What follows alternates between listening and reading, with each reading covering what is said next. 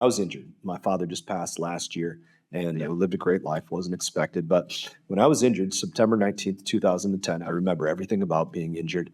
And then at some point, I, knocked out and I don't have any memories for about a week, week and a half, 2 weeks.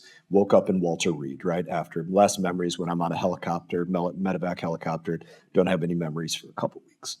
And so when I wake up in the hospital, tubes coming out of me, swollen, still literally like dirt in my beard, dirt in my hair that we didn't even know was there until, I told my wife to go get a clippers and, clean me up a little bit. And all of a sudden realized how dirty I still was. And so my father, he comes to my bedside.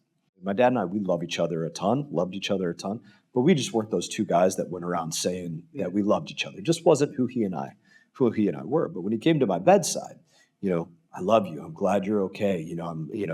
Glad you're alive. And then it went back to tough love. And my dad said, Brian, you can't let this keep you down.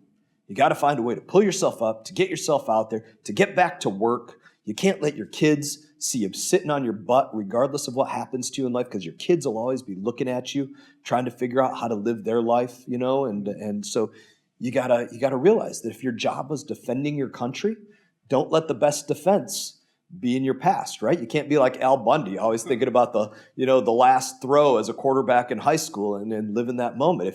If your job is setting a good example for your kids, don't let the best example that you set for your kids be that one day in your past.